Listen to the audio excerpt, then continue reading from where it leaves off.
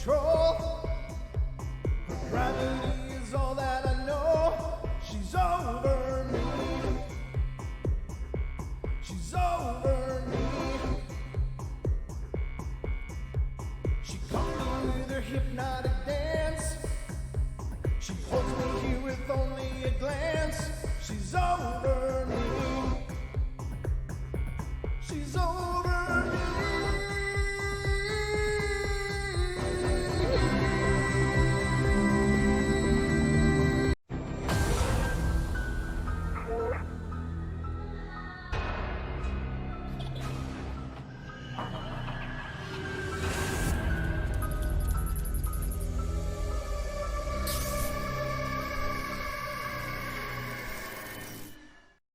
Ladies and gentlemen, welcome to the Paranormal Portal. I'm your host, Brent Thomas. I'm thrilled that you're here with me, and thank you all for being here and being a part of our journey. I am also joined by my good friend and co-host, Mr. Don Longbeard here. Hey, what's up? What is up, Don? How you doing? Doing good. Good. And ladies and gentlemen, I'm going to go through the intro stuff really quick here because we do have a limited amount of time with our guests tonight, so I want to get right to it. Let me welcome to the show Mr. Adam Davies and Mr. Stephen Major, who are joining us tonight. And, I'm sure many of you who I know are Bigfoot enthusiasts know both of those names. Stephen's been a guest on the show before with his Extreme Expeditions Northwest LLC work and all of their documentaries, the Port Chatham Hairy Man and other projects he's been spearheading with his group. And Mr. Adam Davies, who is, of course, a world-renowned Bigfoot researcher and investigator and has literally crossed the globe in search for answers of this elusive being. Welcome to the show, gentlemen. Thank you. Thank you very much. Thank you. It's great to have you both. I know, Stephen, I know you're wiped out. You've had a really long day, but I'm thrilled to have you here as well and to be a part of it. And ladies and gentlemen, this weekend on Saturday, we are going to be heading over to Metaline Falls, Washington, for the Bigfoot TownHall, which is happening over there. And I would encourage any of you, if you're in the area, to please stop by. I know I've heard from a couple of you that you'll be there, so that's really exciting. But first of all, you guys, Stephen, do you want to just take a moment and explain this event and what's going to be happening? Yeah. Oh, man. Thank you very much for letting me do that. So what we're doing here is we're doing the first ever Bigfoot TownHall meeting in Metaline Falls, Washington, at the historic Cutter Theater. And the reason we're doing this primarily is because of the large number of reports and things that we've received from people up there about Bigfoot in the area around, particularly around the Sullivan Lake area. And we were invited up there to do an investigation, and that led from one thing to another to doing this town hall at the historic Cutter Theater. And I got to tell you, after going up there today and looking at the Cutter Theater, man, that is a real treat. It's like walking back into history. Oh, and cool. This thing was built like in 1912 and by the Cutter, the famous architect from Spokane, who built many of the mansions here. And it's absolutely gorgeous. Oh, my gosh. It's just like walking back in time. Wonderful venue. Oh, that's going to be a lot of fun. And we're certainly really excited to be here. And one of the keynote speakers, of course, is Mr. Adam Davies, who is also joining us. And thank you so much, Adam. It's a real pleasure to have you on the show. I think you've got to have fallen behind a rock or in a crevice somewhere to not know who you are in the Bigfoot community. You've been such an active and amazing participant and researcher, bringing so much knowledge and insight to the floor of this subject. I got to ask you, if you don't mind, how did you get started in all this a little bit? Very briefly, I was always interested in doing explorations and always interested in the woods. I had a formative experience when I had a sister that died of cancer when I was very young. Oh. And what that did was that taught me that you should never take life for granted and you should grasp every moment.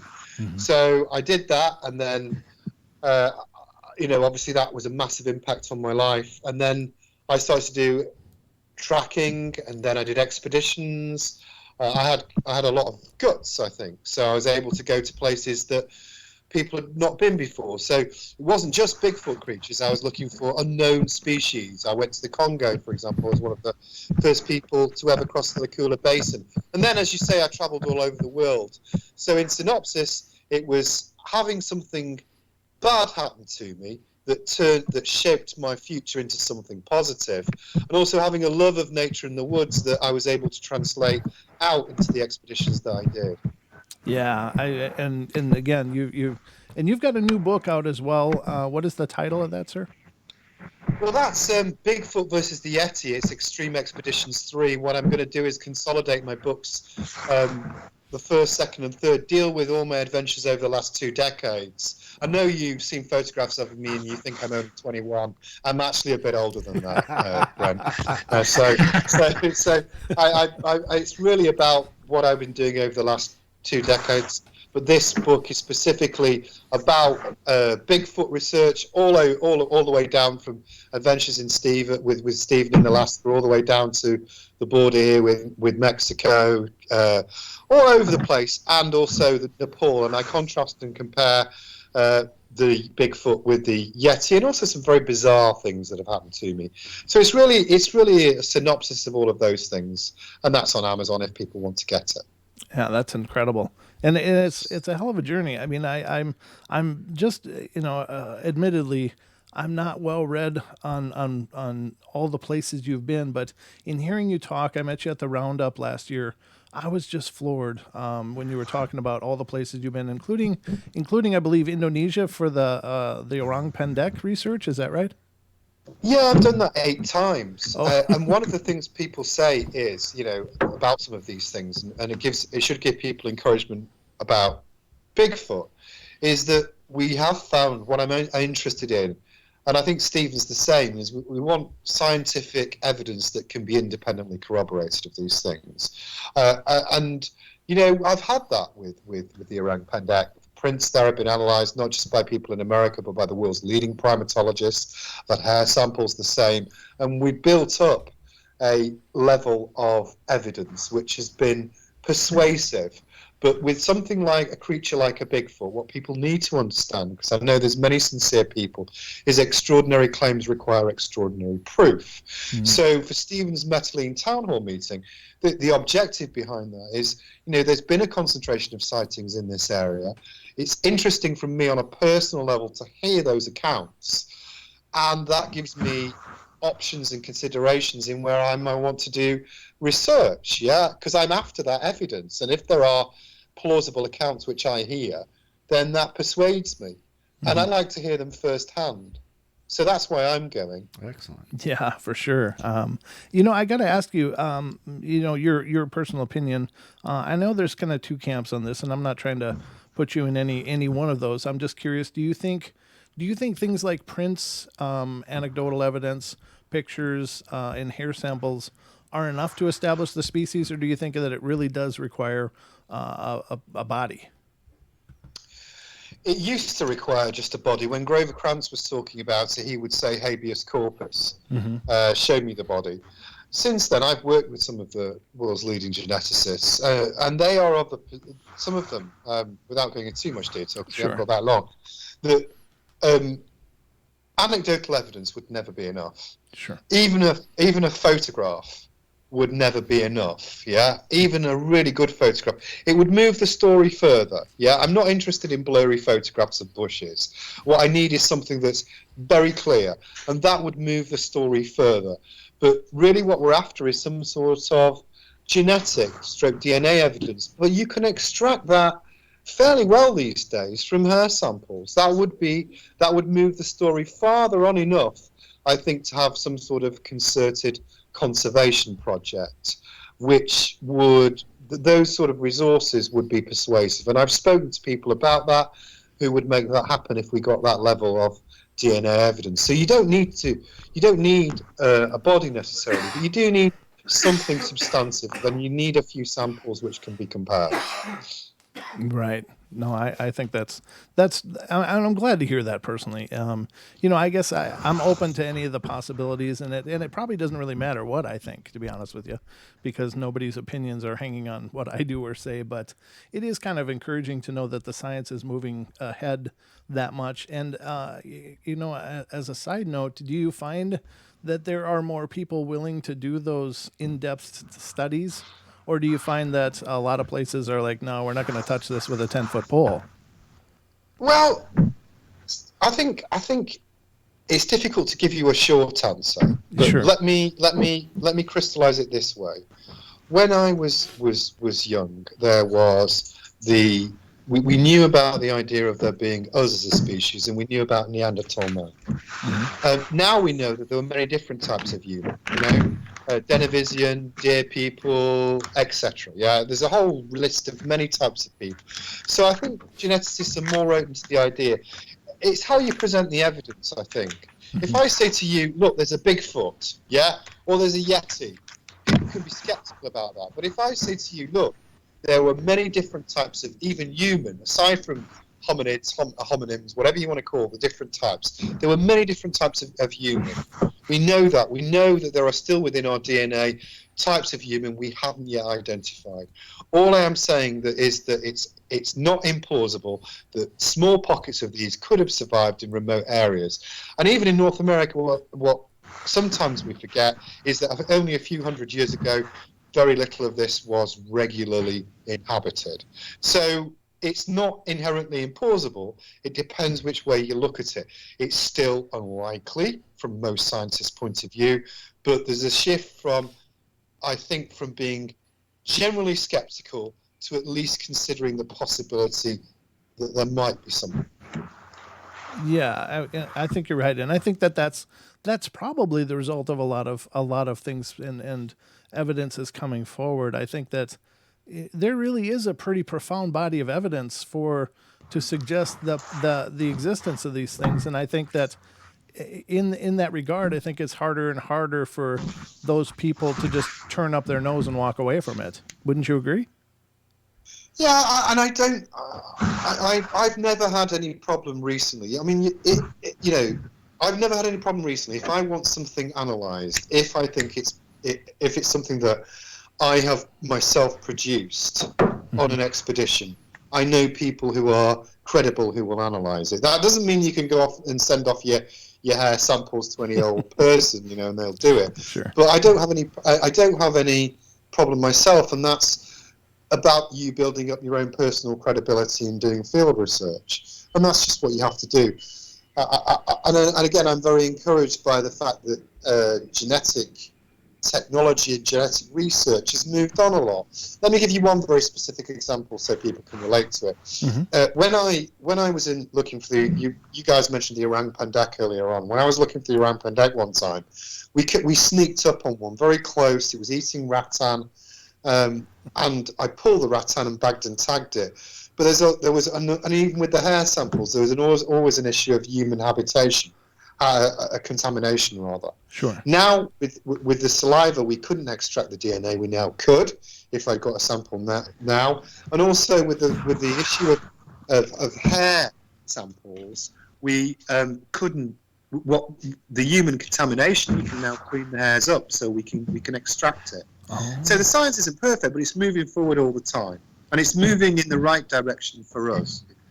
Yeah, and I'm sure it's a continually evolving science. I mean, it's a newer science, I would say, as far as when you look at the scope of all the sciences, genetics, I would say, is right there on the on the brand new kind of stuff. So I guess if it is moving forward, then that's great. I have to ask you, if you don't mind, I'm going to ask you to speculate here, and it's probably a wild speculation, but do you think there are more of these beings around now than there were before, or do you think it's just a matter of people's willingness to discuss it, or a little of both?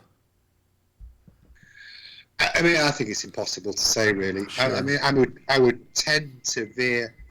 Generally speaking, it seems to make sense that there are less about as human populations expand, because I think that they would probably be nomadic and they would have to wander in vast areas to sustain themselves, and as this human expansion happens, you'd see less of that. And certainly that would be the case in somewhere like Sumatra, where I've seen a lot of jungle erosion over a very short space of time. Yeah.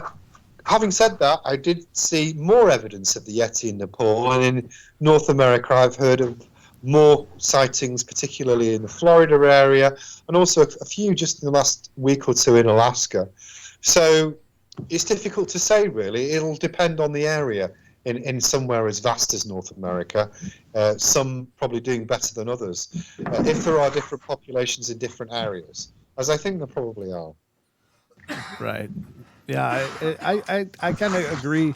I mean, I wish I knew, because it does seem like there's so much more coming to the table from so many different sources regarding sightings, regarding experiences, and I think it's probably culturally more appropriate. This is just me talking, but you know, I just think that there's something to it. This maybe evolving consciousness of the possibility to accept new ideas and new possibilities. I don't know. It just seems to me. Well, I think that's a fair point. I think people might have been very reluctant to talk about it even 20 or 30 years ago. Mm-hmm. I don't think they're as reserved as they were. And I think that probably is the fact that you can share things on media much more readily than you used to ever be able to. You know, when I first went to Sumatra, for example, or I did expeditions, I used to try and have to write to somebody and hope that they replied. And then there was one telephone in the village, and I'd phone up my guide, and then I'd say, there was one woman who owned a phone, and I'd say, call me back in an hour, and I'd call back and he'd be there. And then one time I came out of the jungle, and you know, we were ripped to pieces, we were exhausted, and there was a TV, he had one TV, and I came out of the jungle exhausted, barreled into his house, and SpongeBob SquarePants was on the TV. And now it's you know, it's like ruined the atmosphere. There you go, the brave explorer and SpongeBob's dancing around. And, you know, now his kids Facebook Live from an area 20 years ago that was remote jungle. So I think people are more comfortable, you know, and if they want to talk about it, they can do. I think there's certainly still a certain amount of ridicule. You've got to be prepared to stick your neck out, and I bet there are more sightings under the surface than go on. I mean, I certainly speak to people.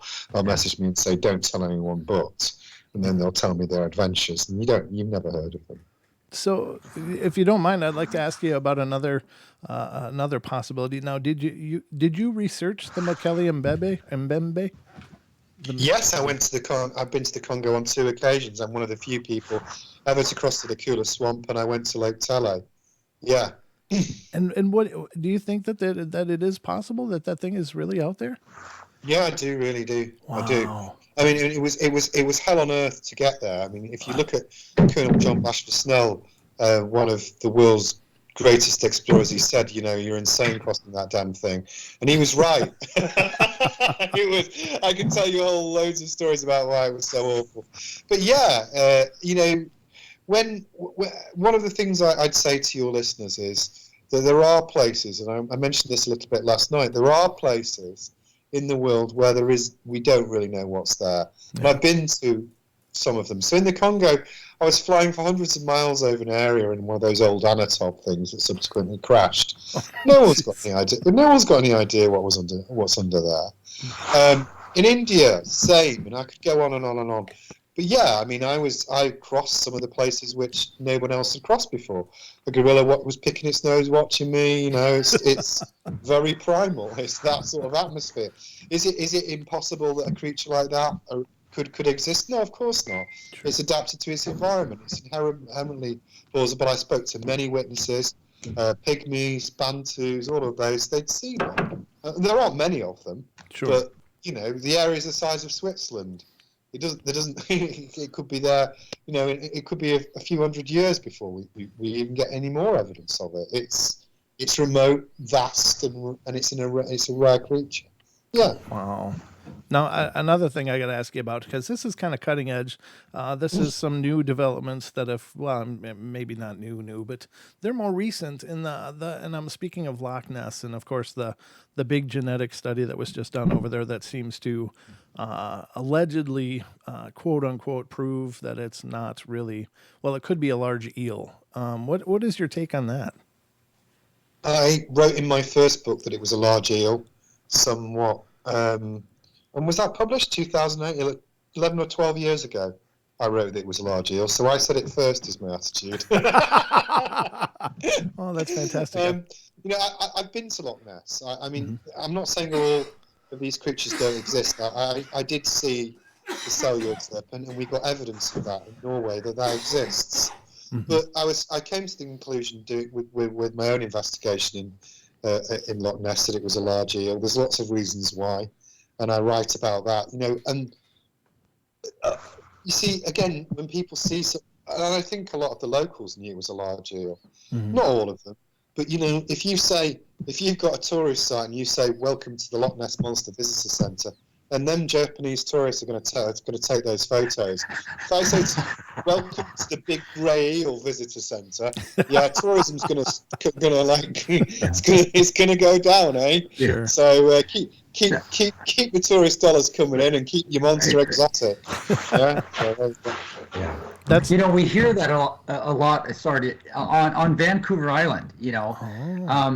They say that that there's a conspiracy theory that the Canadian government suppresses all Sasquatch reports because they don't want it to hurt tourism up there on the island. Because if people knew if they acknowledged that there really were Sasquatch running around, it would maybe deter people from going out camping and things like that. So you hear that a bit up there. wow. I don't think with Loch Ness there was I understand that Stephen's making a just different point. There was never, I don't think there's any government conspiracy there. I just think it's just a question of making it sound exotic. Tourism, the locals. tourism is a governmental thing. They gotta do something. Well, they gotta do something, yeah, I guess so. But there was a paper written, I think, by the Scottish government, which considered what they would do if the Loch Ness monster was proved real, and I think it was published recently. So I think the government in Britain is pretty ambivalent. If they find it, so what? Good luck to them. Yeah, I think so too. There was another question I was going to ask you too, and I guess kind of slipped my mind now.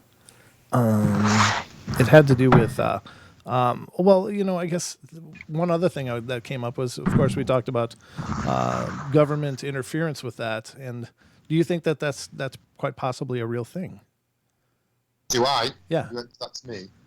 I don't think the government as a concerted organisation would seek to.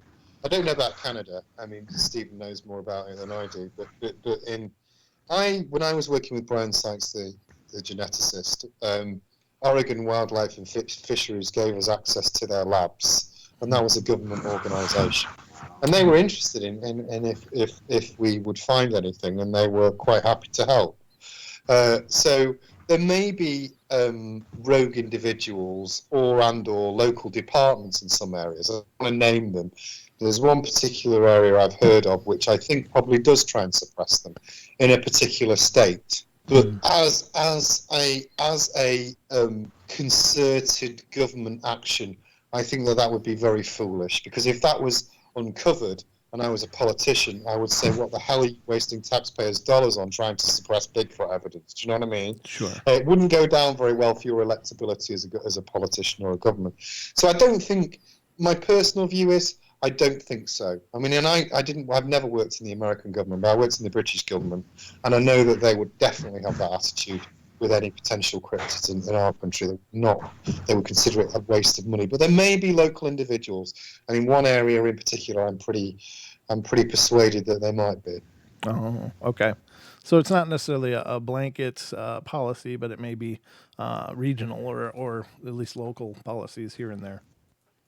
Yes. That makes sense. I guess I don't know. It kind of boggles my mind with all of the technology that our military and other projects have, that, I really do believe these things are out there. Obviously, I mean, I'm definitely an advocate that they're out there, but I wonder how they've managed, even in the face of, satellites being able to, but maybe then again, they're not spending a lot of time looking at our forests.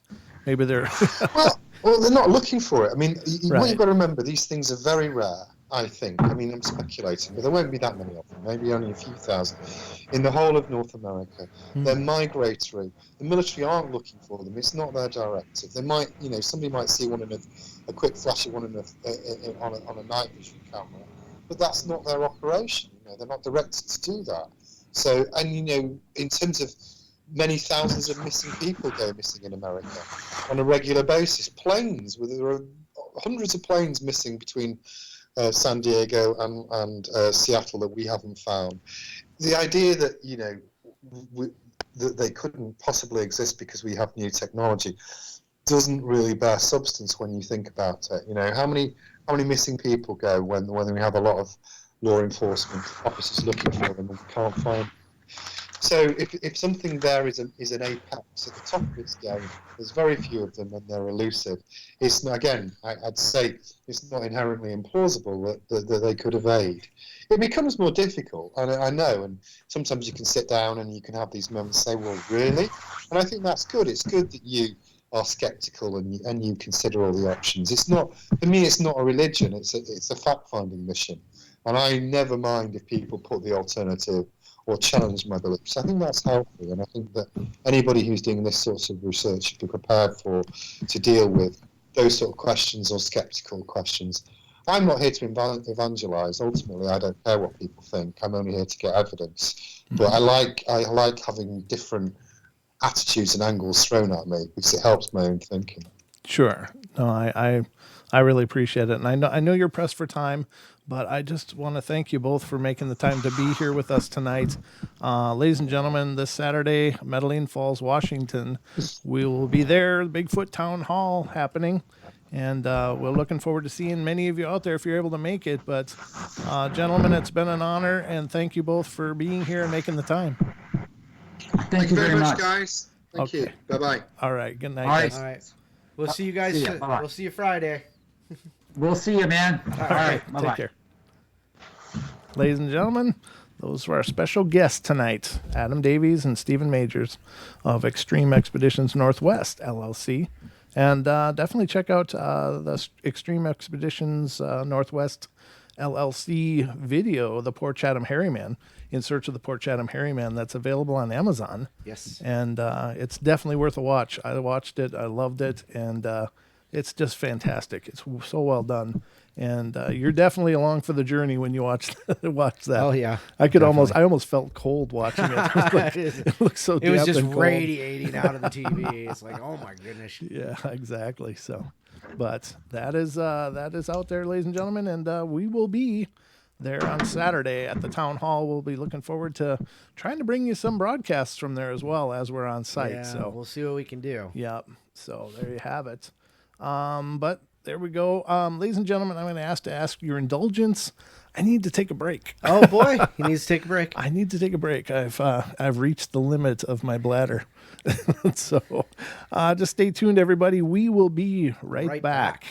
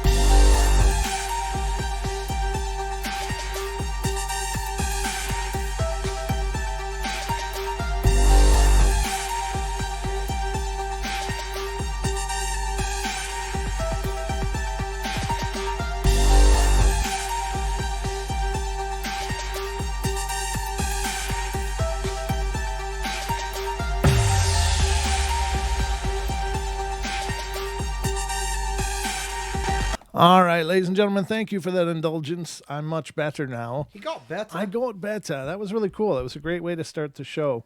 I would love to have had them both for 2 hours, but there's a lot going on. They are busy. I know there's so much going on. Of course, prepping for the upcoming town hall in Metaline Falls. So, I totally understand. I'll take whatever I can get because I always like having guests. And, of course, I've been wanting Adam Davies to become on the show for quite a while. So I'm glad he was able to at least squeeze in a few minutes for us. Absolutely. That was wonderful. And Stephen, of course, is just an amazing guy. Yeah. He's a good guy. We like him. I like him lots. He's so busy. Yes. He's just like all over. I can't believe how much they move. Those I know. two guys are like... Yeah. I know. They make me feel incredibly lazy by comparison. I'm busy in a different way. Like Right. I'm busy with the show, so it keeps me pretty much focused here. But they're busy like on a geographical scale. They're jet setting around and doing things and putting together programs and stuff. It's just amazing. I can't imagine what it'd be like to try to organize something like this Saturday's event. Yeah, no doubt. That's got to be a lot to do. Yeah, no doubt. There's the finding the venue, the getting the times, doing the he's got merchandise for God's sakes. Yeah, they got. Yeah, could you put the link up for that? Oh, For that shirts. I know they've got shirts for sale. I'll see if I can find it. Yeah, if you could please, because put it in the chat room for our listeners and viewers. Okay, Extreme Expeditions. Help support the event. LLC. If you can't make the event, you can still support it. And you can support us as well. Oh, boy. teespring.com/store/paranormal-portal. The link is in the description. So I'm just throwing that out there. We're just very fortunate. All right. So welcome to the show tonight, ladies and gentlemen, and thanks for being here, all of you who are here. Again, Stephen and Adam had to go. They're getting prepped for this weekend's event. And so, unfortunately, we didn't have them for the full 2 hours, but we had them for a while. And it was a really good discussion. I wanted to throw in as much at Adam as I could. Doubt. Get as much information off him. I was what all about over this? the What map. about that? What about this? What about that? What about this? A ring on deck. I know. That was my schizophrenic interview. It's like, what about this? Hey, and I thought about this, and what do you think about that? Yeah, no doubt. But it's still a good discussion. It's nice just to hear. He's just such an intelligent guy and a nice person. Yeah. I've only had limited opportunities to talk to Adam, but you know what? I'm just gonna drop their Facebook page in there because, I'm just gonna drop the Facebook page. Just nuke it. All right. So, Extreme Expeditions LLC is Northwest LLC is what I'm dropping in there. That's their Facebook. I can't. What? Oh my gosh! Because the stupid. It's 600 characters long, and you can only put 200 characters in. Oh. I'm like, oh my god. Oh. Okay. So I guess I'll find some other way to do it, but I'll figure it out. Okay. Well, it's out there, ladies and gentlemen. The page is out there, but yeah, absolutely. It's a cool day in the neighborhood, and welcome again to the shows. The show tonight is our Wednesday edition. The phone lines are open, by the way, ladies and gentlemen. If you want to call in with something paranormal or your thoughts on something we just discussed or whatever, please do. Again, the portal is a discussion. That's right. We're here for you. And for us. Which doesn't sound as wonderful Gracious, as what you said. yeah, it doesn't sound as gracious. No, I probably should have shut up there. That's all right. That's all right. Everybody, we love you. Thank you. Oh, here it is. Expedition Metaline Falls. Let's try that. Okay, so keep going. Have fun. Okay. No, I'm always having fun. I always have fun on the portal because we are surrounded by wonderful people when we do the show. Now that's the way you suck up. That's right. That was much better, right? Yes, it was much better. Thank you. I appreciate that. But yeah, it was a good time. Good talk. Yes, excellent. Can I share my thing that got sent to me? Yes. Here, I'll give you a full camera. We'll go to Beard Vision. This is really cool. So everybody knows that our mother network is TFR, Truth Frequency Radio. And, of course, it's owned by Chris and Sherry Geo. And they've recently, they went down to Area 51. And Yes, they sent me, it says, to Long Don Beard, love the Geos. You said Long Don Beard? Did I? Yeah, you did. Did I just jake out? You just jaked your own name. Said long Don Beard. Wow. Okay. So anyhow, You went full Jake there. I That was did. awesome. So anyhow, they sent me. This is the menu from the Little Alien, and let's see what's they have a galaxy wrap, low carb with salad, $9.50. It's a turkey, bacon, cheese, lettuce, tomato, mayonnaise, and then they have a saucer burger with fries. And that's like the only thing in there that I see. But this is so cool because I wanted to go down to. This is down in Rachel, of course, Nevada, and it's just so cool. They thought of me and. Yeah. Got me a menu. That's awesome. And they laminated Yeah, it. it's laminated and signed. Yeah, that's Really cool. Yeah. That was wonderful. So- That's a gift from the Geos in Yeah. their cross-country That is so awesome. marathon that they just did when they were going down Nice. to Vegas. To Vegas. To Vegas. Excellent. And what happens there stays there, so we don't know what's We going don't on know now. what else. Yeah, who knows what they're Once doing. they got there and they're no It's longer just all allowed to went check secretive. in. Yeah. So So that was really cool of them. And thank you very much, Chris and Sheree. that's really cool. Yeah, that's another wonderful thing. I can't believe I jaked out. You did. You totally called yourself Long Don Beard.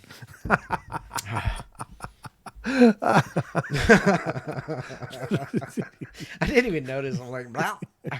I couldn't believe it. It was funny. Oh, well. That's how it rolls here on the portal, ladies and gentlemen. If we're not getting burned, we're burning ourselves. That's right. No, I don't think that's a burn. But No, it was awesome. it was a good parody. That was awesome. It really was. Those guys are great. Adam, of course, sent the picture, Yeah. the painting from that Yeah. show that we did with them. Yeah, it was and amazing. with Yeah, he Bigfoot just- Odyssey. And he just whooped that thing out and dang. He did. He was- Apparently, it takes months for those to dry, eh? yeah, it took a while. I know Wow. it took a while, but he, I told him, I messaged him after the show. I'm like, God, that was really good. He's like, oh, you want it? I'm like, okay. Okay. Yeah, I want it. That's sure. awesome. It's a beautiful painting. Yeah, it was awesome. It is awesome. I honest to God, and I can't claim to know Jake and Adam real well, but I thought it was going to be something. We talked about painting on the show, and I was like, oh, here we go.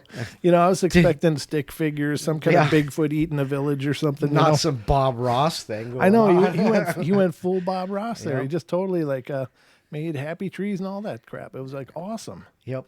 So it's up on the wall in the studio over there, off camera, unfortunately. But I'm gonna redo the background here a little bit, ladies and gentlemen. There'll be some changes coming up because the place just needs refreshed. it just needs an It needs update.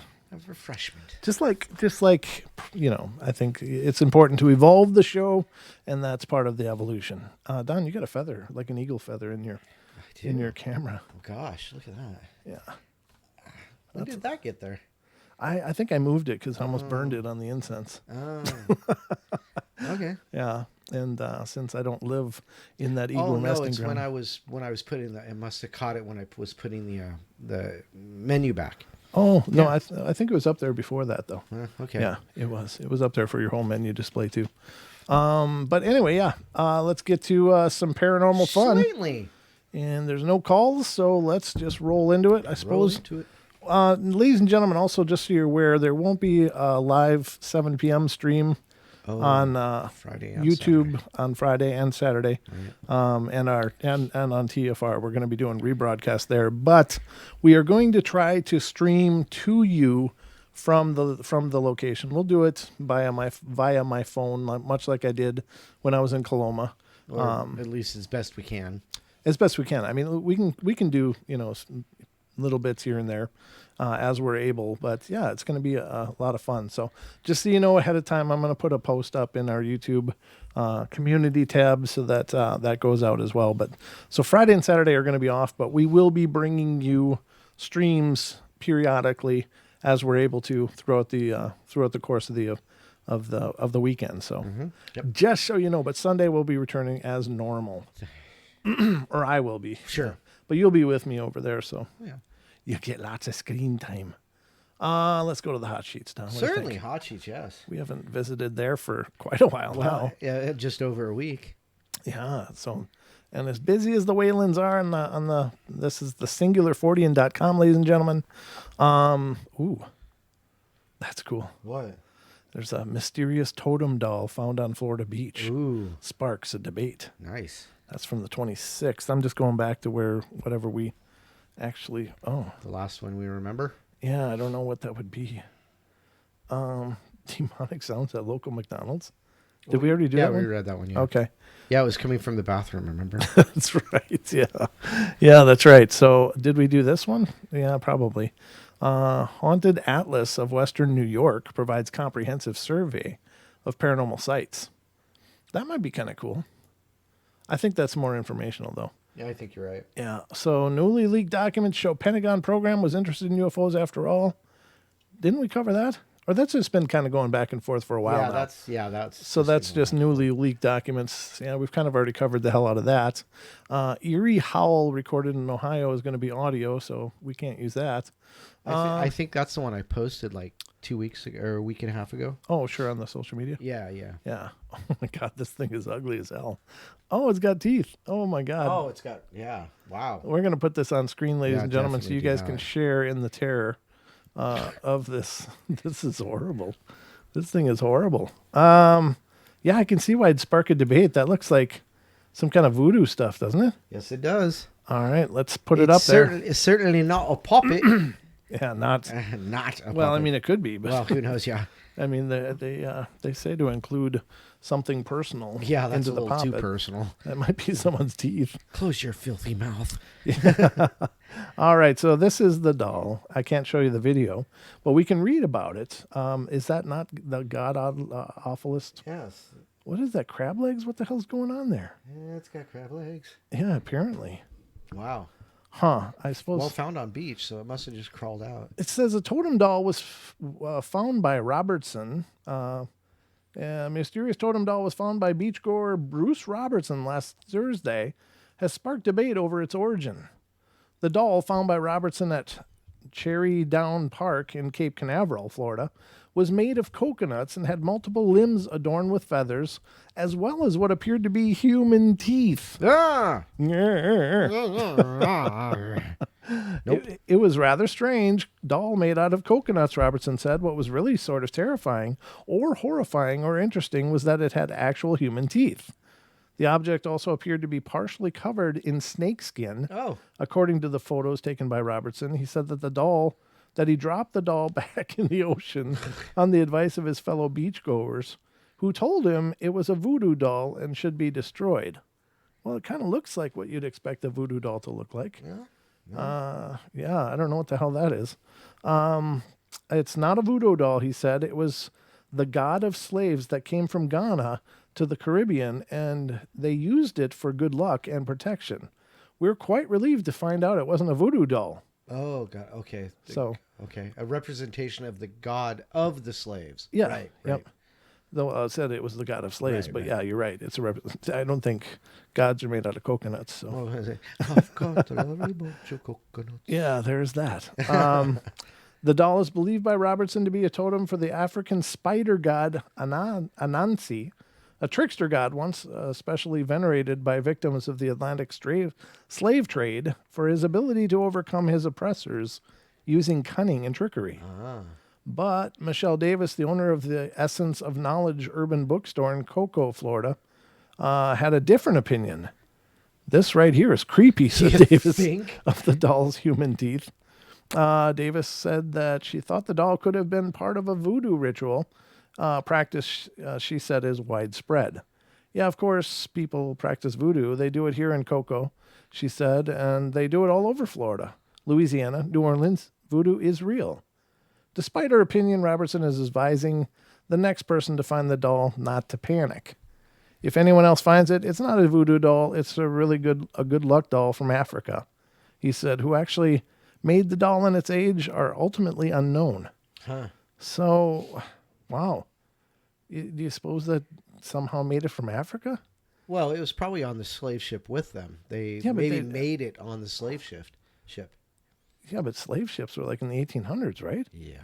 That's a long time for a coconut doll to survive in the ocean. Driftwood? Not for 100 years. Yeah. Why not?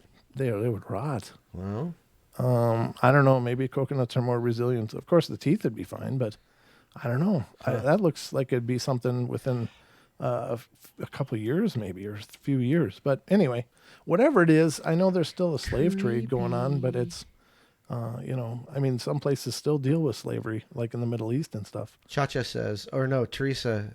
Oh no, who says Chacha? Oh, don't name it George. Okay, Teresa said Chacha. Don't name it George. So it is now officially named Chacha.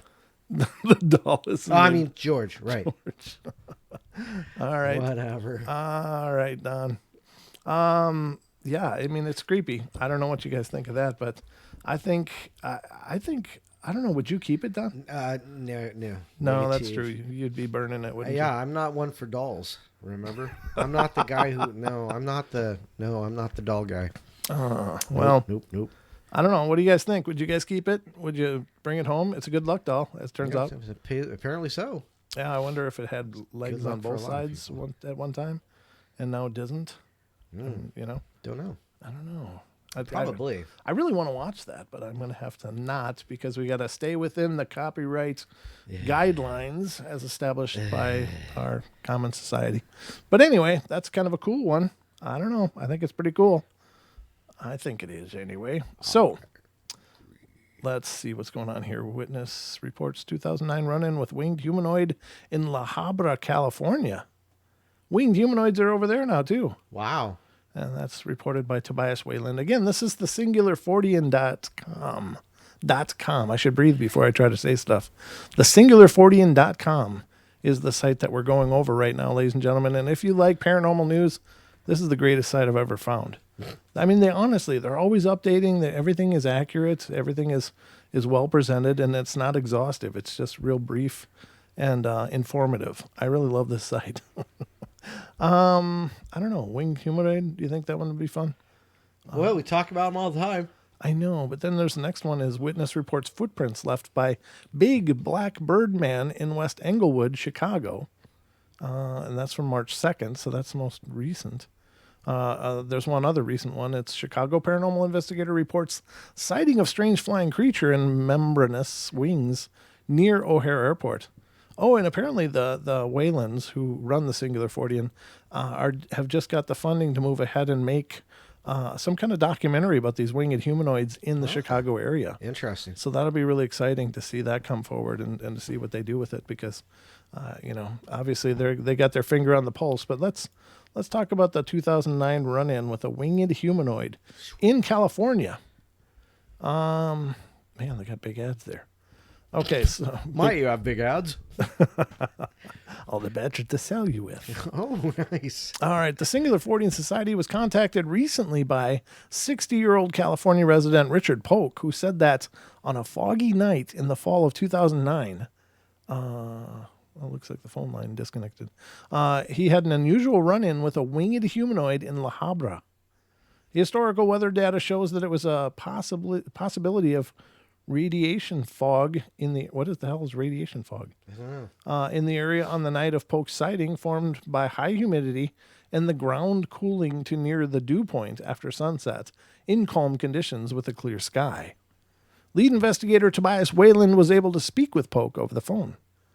I went to a Halloween party. It was Halloween night, and by the time I got home, it was around 11.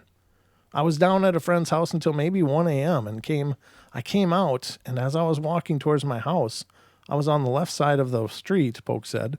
And from there, I walked down the street about maybe 150 yards, all the way to the other side of it says T cul-de-sac, where you come in and you've got to go left or right. They're both dead ends. And as I was walking, I got to the part where the T comes from the road, and that only left me another 50 yards until my apartment. As I'm walking, I hear a ticking, like tick, tick, tick, tick, but fast. And it was something that was moving. Ooh, that's creepy. So there's my insect theory again, Don. Yeah. The whole mimic. The blue rectangle. Oh, they put a map up there about where it happened. It says, we heard it before we saw it due to the thick fog that night, but soon enough, the creature was running past him. Oh, man, that's creepy as hell. As I was walking on the sidewalk, I looked over to see what it was, and at first glimpse, all I caught was pretty much just feathers. I couldn't see the face, Polk explained. Feathers. It was probably only 15 feet away from me. It was on the sidewalk, and there's maybe 3 feet of grass, the curb, and then there were parked cars. It was running maybe 5 feet from the cars down the opposite way. That first glimpse I got was in between the cars, and as I'm looking to the right, it went past the rear of an older station wagon with large wraparound windows, and my second glimpse of it was of basically the legs up to about maybe the stomach, and not quite all the feet, but I could see the calves and the thighs, and it was not even 4 feet tall at the most. And as I got the second glimpse of this thing, right away, I'm like, what the heck? I came around in between the cars, and it's past me. Then I look back down the street, and that's when I saw this thing go running away. When I was standing on the sidewalk looking through the window of the station wagon, I couldn't even see its head. So I was thinking a bird of some kind, maybe a roadrunner or a peacock or something. But it didn't take Polk long to discern this was no bird, at least not one he's ever seen. This creature used plantigrade locomotion like a human. I've done a lot of hunting, and I know my birds, he explained.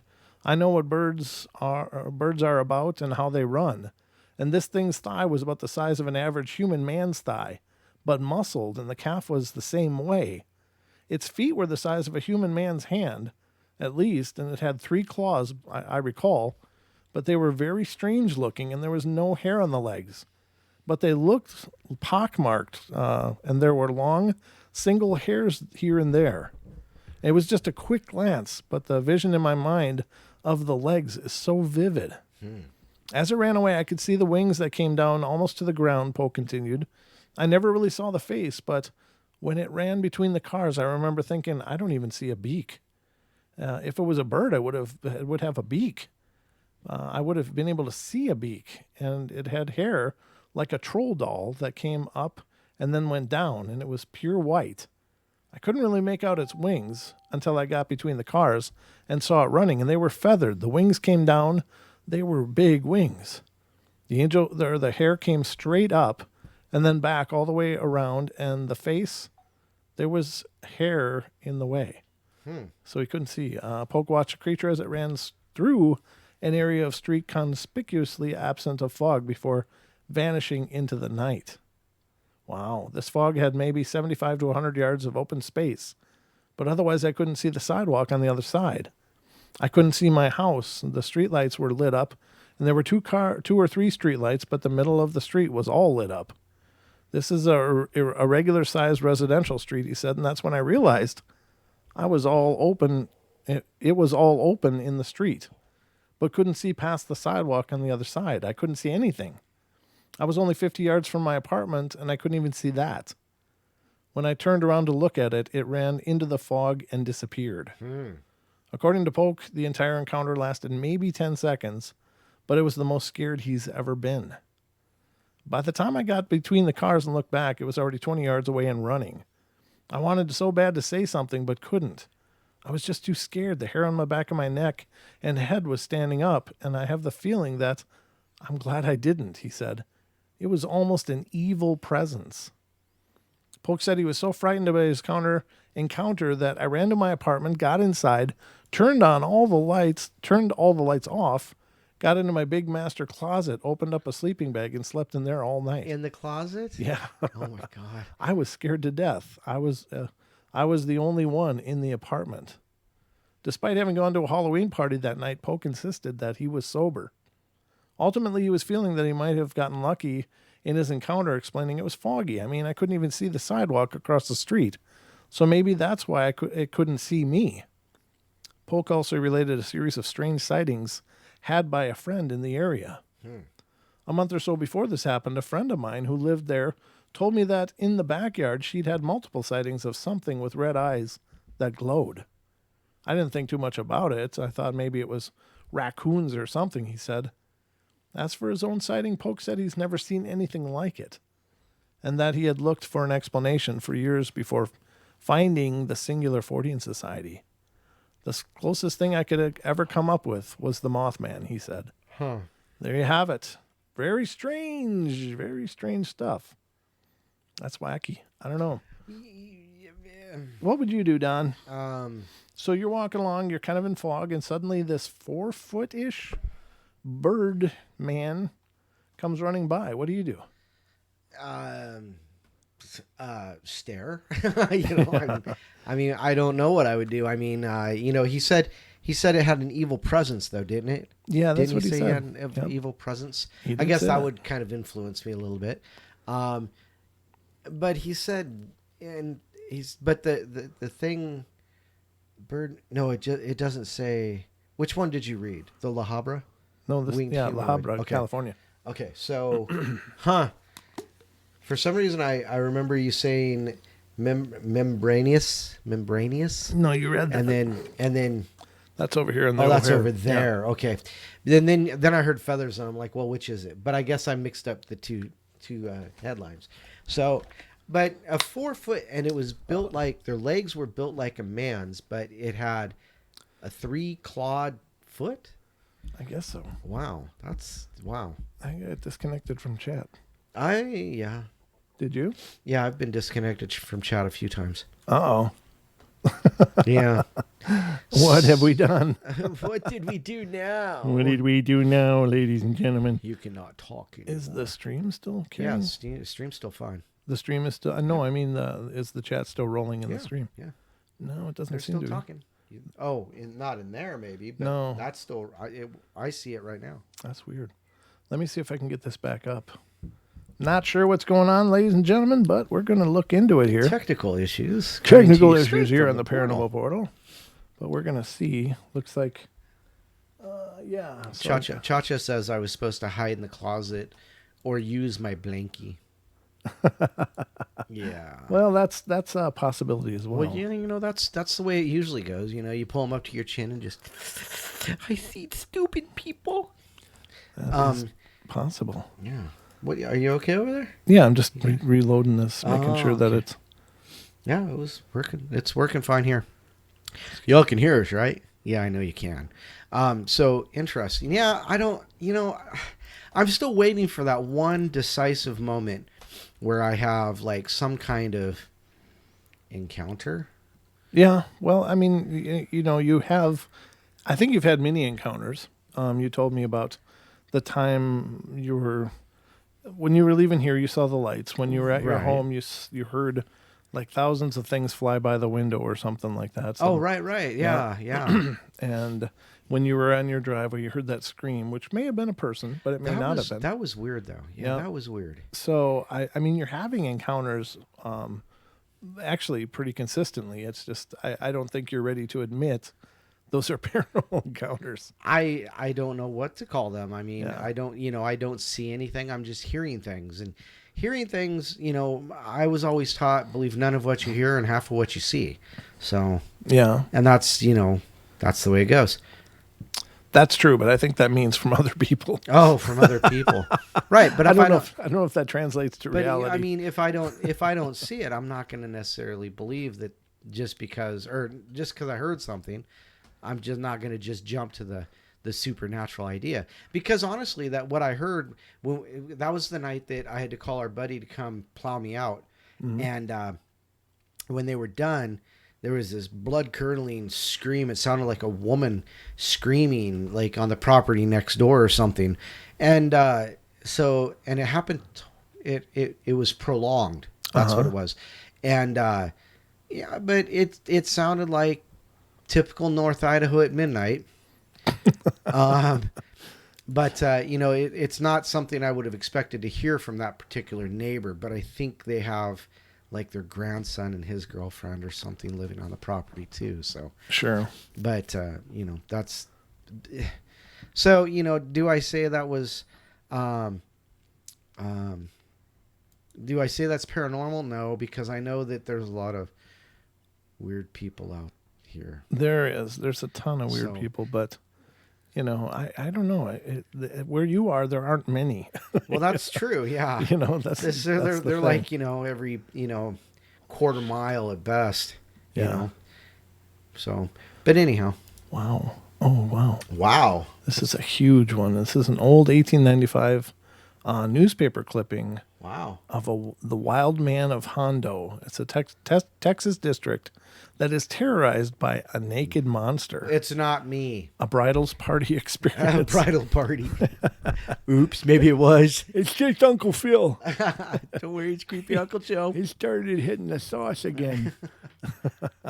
He carries an enormous club and takes delight in frightening children. Efforts to capture him have failed. Should we get into that, Don? Sure, yeah. So this is an old newspaper clipping from old times in Texas. And I just read you the first headings. I think it sounds pretty interesting, but let's get to this. It's Special Correspondence of the Globe Democrat. That must be a newspaper name. Yeah. And it comes from Careville, Texas, July 24th. Again, I said 1895, right? Something like that, yeah. 1895, yeah. yep. So let's see what it says. It says, for nearly 2 years, southwestern Texas has occasionally been agitated by rumors of a wild man who inhabited the mountains of the Hondo and the Modena. Recently, this monster has been frightening women and children and creating consternation. Consternation. It's consternation among the settlers and cowboys. About 2 months ago, a Mrs. Anderson, the wife of a rancher living on the headwaters of the Modena, was driving in a buggy with her 2 children along a lonely mountain pass. A little after sundown, when near her home, she was suddenly confronted by a naked giant who sprang into the road in front of her horse, making savage gestures and yelling like a Comanche Indian. This is what it says. This lady has been raised on the frontier, and she's heard of the war whoop of the Red Warrior on the warpath. And she's been too close to a stampeded herd of 5,000 to 6,000 steer. Wow. And she is familiar with the cyclone of the plains. But she says that her meeting with this wild man frightened her as she had never been frightened before. The monster danced about in the road, wielding a club 5 or 6 feet long for several moments. And it was naked. Well, they don't have a gap for monsters. I don't think so. They can't just go shopping, Don. The horse became badly frightened and made desperate attempts to turn around and escape. Mrs. Anderson said that she hardly had time to collect her senses before the thing disappeared. She expected every instant to see the savage man strike the horse, and she realized that she would be powerless in the hands of such a frightful colossus. Fortunately for herself, she was a woman of splendid courage and a fine driver. The man was no sooner out of the way than she put the lash to her horse and made him fly towards the house. One of the children looked back and screamed, "Mama, he's coming." Oh. The lady did not need further warning, nor did she draw breath between the blows she was raining on her horse, until she was well within reach of protection. It was afterwards discovered from the tracks that the wild man that he had run along the road for a distance of 200 yards after the buggy. And then there's a bridal party's experience. Previous to this affair, the story of the wild man of Hondo had been treated as a myth. It was not many days before Mrs. Anderson's story was confirmed in a way that set the whole country wild with excitement and made women and children shudder. A bridal party composed of the bride and groom and 5 or 6 young ladies and gentlemen were going across the divide to the house of a relative where they expected to conclude the nuptial festivities with a dance. And they were in the happiest humor, singing, laughing, and joking each other when, as they entered a narrow gorge, someone said, "Look out for the wild man." The words had hardly ceased to echo through the mountain pass before the veritable monster itself, of whom they had heard so much, sprang into the path directly in front of the bridegroom's horse, without other warnings or further preliminaries than a savage yell, which one lady compared to the screams of a panther. He swung his club over his head and felled the bridegroom's horse to the ground in a single blow. Wow. The little Mustang upon which the bride was riding wheeled around in the path, and the young woman partially lost her seat in the saddle. The monster sprang over the horse and rider lying in the path and seized the bride by the arm. Jeez. The other horses became frightened, and the girls screaming, and the young men were trying to urge their horses to the rescue, of the terror-stricken bride. The bridegroom's horse had fallen on its rider's leg, and its frantic efforts to regain its feet only caused it to slide further down into the gulch. Right. It was all the work of a few seconds. The monster tore the bride from the saddle, and throwing her body over his shoulder as if she had been a kitten, he sprang into the gorge below, freezing the blood of the bridal party with his savage yells. Wow. The gorge was a perfect thicket of bushes, and the first leap put the monster and his victim out of sight. The young men had their pistols in their hands, but were afraid to fire for fear of hitting the bride. All of them had been raised in the mountains, and all are noted for their desperate courage. The wild man had hardly reached the bottom of the gulch before they were out of their saddles and in swift pursuit. In a few moments, the young ladies called to them and shouted that the monster was up on the side of the mountain, but that he did not have the girl with him. Oh. The boys climbed back up into the path, and sure enough, there stood the wild man on a rock far up on the side of the mountain. They began to fire their pistols at him, and this appeared to please him immensely. He danced and yelled and flourished his club and several times started towards them. He was considerably beyond pistol shot. One of the young men who had remained in the gorge soon came upon the limp, apparently lifeless body of the bride. The poor girl had fainted, but was otherwise unhurt. Okay. Well, that's good news, except that her arm and shoulder pained her from the wrench that the monster gave her in dragging her from the saddle. The whole party were soon collected around the bride, and in a few moments the frightened girl recovered sufficiently to inform her friends that she was more scared than hurt. The bridegroom's leg was pretty badly bruised, but he forgot all about that one once more got in possession of his brand new bride. The cowboys were now on their mettle. I love these old figures of speech. The wild man of the Hondo was no longer a myth. They hurried the girl to the nearest farmhouse and at once set out on the trail of the monster. The girls say, and all the others as to that matter, that this wild creature of the, and I got to go back up to the top, for the second column, Hondo is the largest, at least the tallest man they had ever seen. His unkempt beard and hair hang nearly to his hip, and seems to be matted with dirt and other foreign substances. His face was very white, his teeth could be plainly seen, and his arms, they thought, were longer than the arms of the average man. He makes an immense track and is never seen with a stitch of any kind of clothing on his body. He attacked the bridal party on the 20th of June between 11 and 12 o'clock in Dead Man's Canyon in the Hondo Mountains, and before sundown that same evening he was seen by a sheep herder on the head of the Modena more than 40 miles away. All the cowboys in the country were in pursuit, and on the next day they were joined by an old bear hunter with a pack of hounds. The dogs took to the trail, and in the evening several of the hardest riders caught a glimpse of the fleeing monster as he ran over the mountains, a mile or more ahead of the hounds. Just before sundown, he struck towards a high range of mountains on the head of the Guadalupe. The hounds were getting pretty close to him, and half a dozen cowboys were near enough at one time to fire several shots at him from their Winchesters. Just before sundown, he ran towards a high bluff that rises more than 100 feet above the Boneyard waterhole. Now the pursuers felt sure that they would catch him. Some of them circled around into the valley while the others rode hard after the dogs, and he ran straight to the bluff, and there they supposed he would turn and fight the dogs with his club. Never were men more surprised than when they saw the naked monster leap over the bluff. The pursuers in the valley saw between them and the wall of thick rock the form of a naked giant with long hair streaming in the sunlight, swiftly descending through the air. One of the hounds sprang over after him, and dog and giant could be seen together as if they were fighting in the air. A tall elm, some 60 feet high, stands close to the bluff, the top branches reaching within from 40 to 50 feet of the high point from which the desperate man leaped. The men in the valley saw the hound and man strike the top of this tall elm. The man grasped the main branch of the tree, and the men in the valley saw him swing over the deep water hole, and then they heard a crash, and the wild man disappeared from their sight. They at once galloped to the edge of the water and saw the great branch of the elm tree floating in the surface.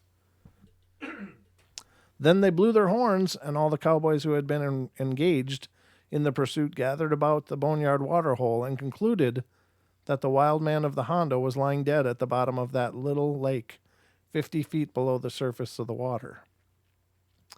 Now this is a strange scene. Another segment says, 4 or 5 days after this, Souser Ryan, hold on. Souser Ryan was rounding up a herd of 400 head of big beef steer away out on the divide. Suddenly there was a stampede. The cowboys stood on their stirrups and saw something away over in the midst of the wild, surging herd, something that took their breath away. At first it looked as though a naked giant swinging a long club over his head was running along over the backs of the mad cattle. Occasionally it looked as if the monster paused for a moment to execute a passul or war dance on the rump of the or shoulders of the bucking Mexican bull. It was not long before they recognized the wild man of the Hondo, and they put spurs to their ponies and circled about, making an effort to mill the frightened cattle.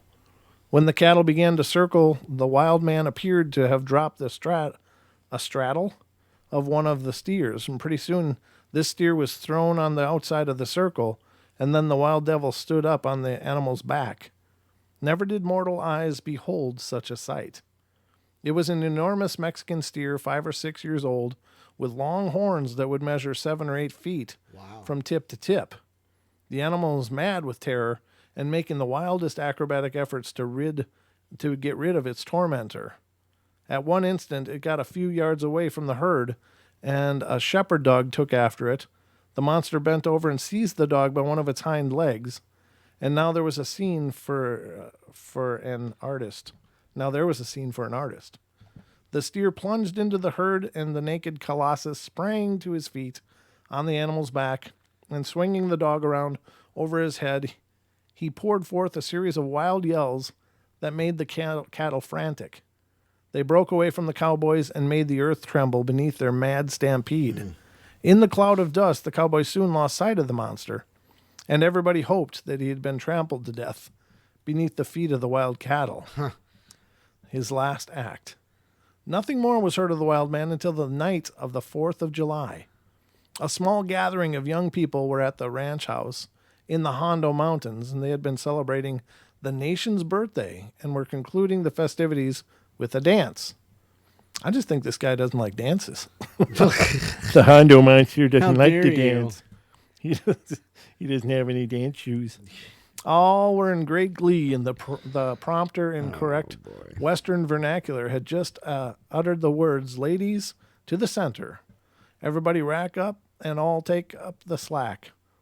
When a whole window with shivered glass rained in the air, and a naked corpse appeared to spring through the window and fall on the floor in the midst of the dancers. Ooh. Women screamed and fled into the yard, while the men suffered little less from terror, drew their revolvers and rushed to the window. 2 or 3 sprang outside and fired at a retreating form that was disappearing in a patch of corn adjacent to the yard. The body was soon recognized as that of the Mexican who had been found dead out on the plains a few days previous. It had been supposed that the unknown man had been murdered, as he had no friends, and the body was buried where it had been found. A party of cowboys at once went to the grave out on the plains and discovered that it had been recently been opened. It looked like the work of wolves, but a little investigation soon revealed the big barefooted tracks of the wild man of the Hondo. Then everybody became enraged, and the people assembled and declared they would hunt the monster to death. We'll hunt him down. We need us a posse. Why, whatever do you mean? I'm your huckleberry. All right, from that hour to this, not a trace of the strange being has ever been found, though there's a rumor that he has been seen away over on the Devil River, more than 100 miles from the scenes of his deviltry. Deviltry. Deviltry. People who have seen him are ready to swear that he was not a human being, They believe the thing to be some unknown, oh, what the hell,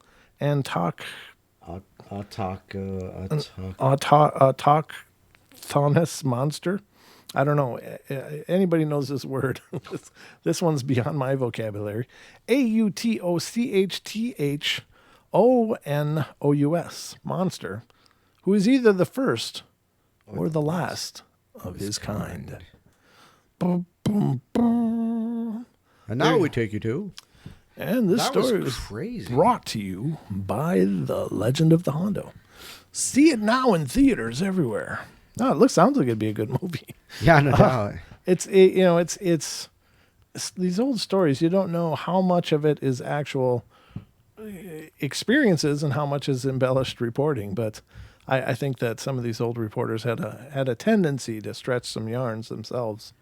But could this be a Bigfoot? Could it be a giant? Every time you said the hairy man was wielding his club, I just... Yeah. Yeah, and of course Bigfoot aren't really known to have clubs, but... Oh, gosh, Brent, you missed it. Where are you going, Don? Never mind. Where did we go that I missed? Do I want to know where we went? Anyhow, so, but... Yeah, Wah, wah.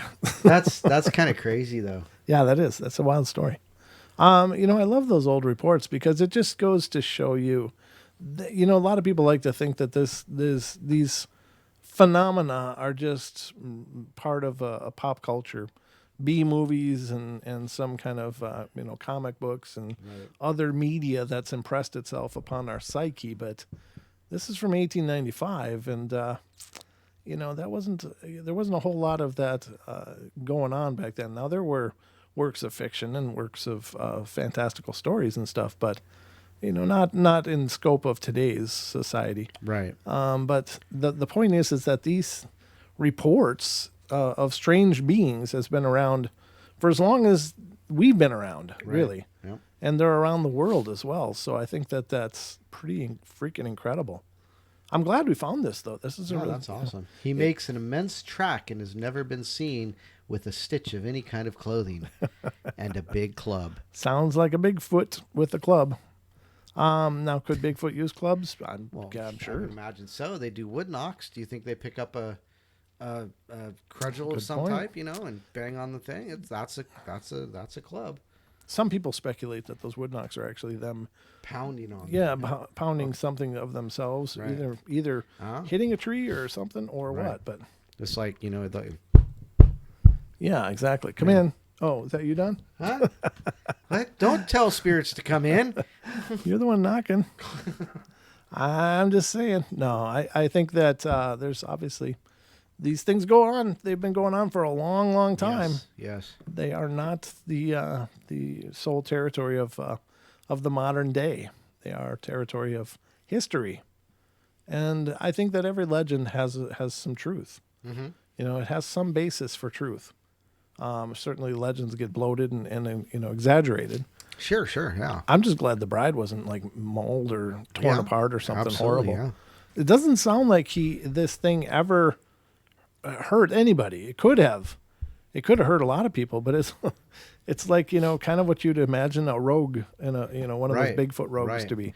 Um, Just tearing things up. Robin from Strange Realms is here with us tonight. Hi, Robin from Strange Realms. And she says John Green surmised that Bigfoot top out at a certain height. Anything longer than 24 inches is not a Bigfoot, but a giant.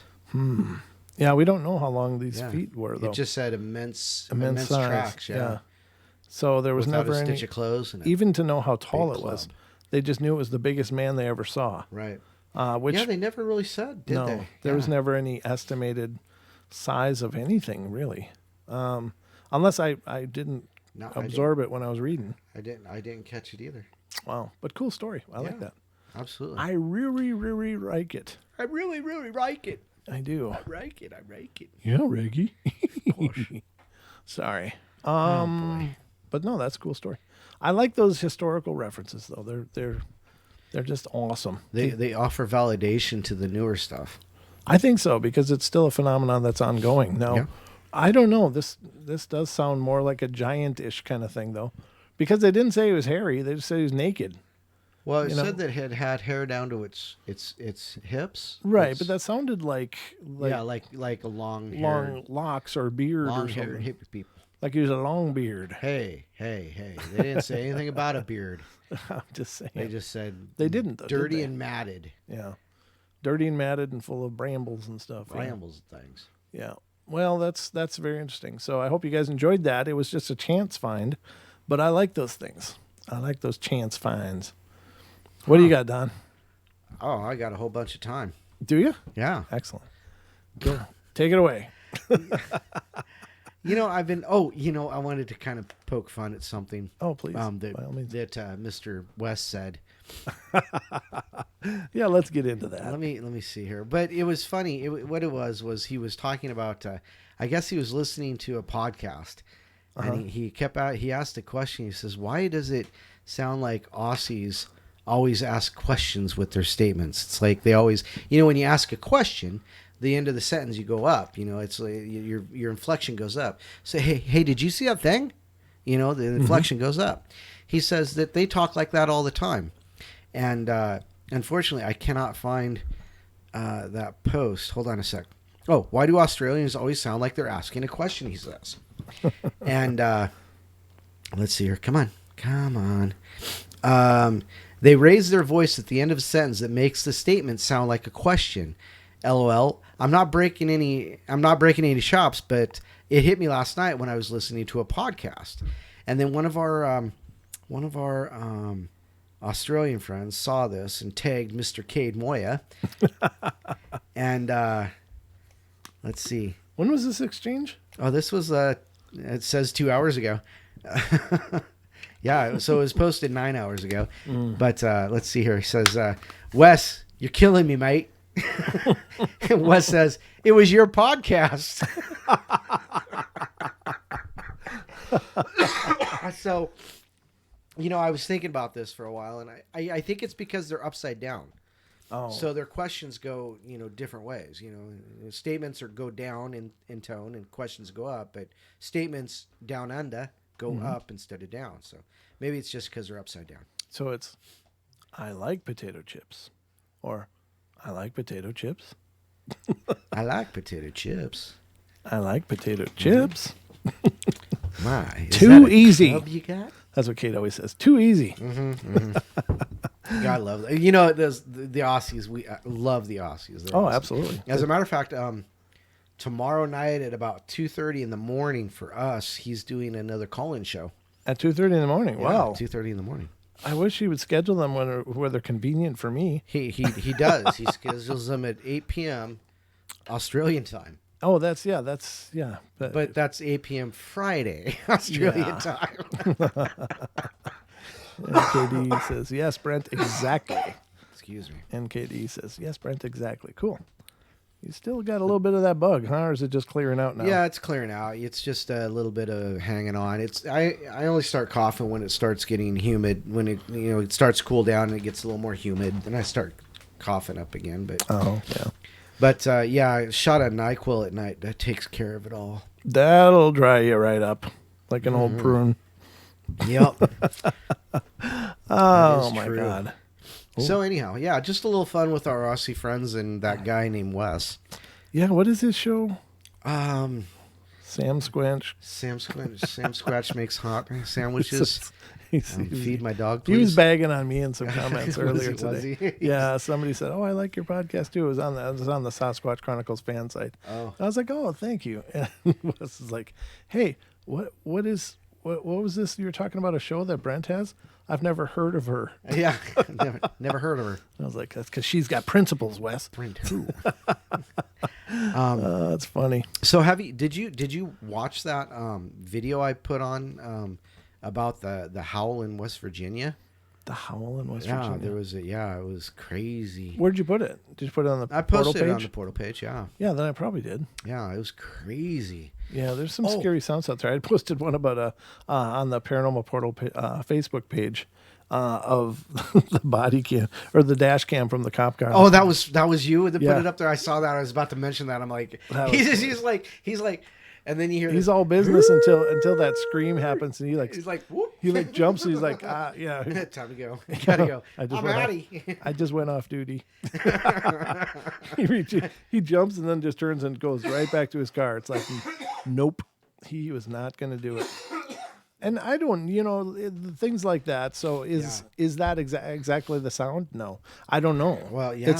We don't know if that's the original video. If that's somebody had commented that it was Debbie that commented it sounded like a fox scream, and foxes do scream. Right. Back in Minnesota, we had fox around the house, and they were oddly enough, they were really tame, and I could hand feed them. This one in particular, I'd hand feed him and then I'd go lay in the yard and he'd go nip at my toes and run around me and stuff. It was really funny.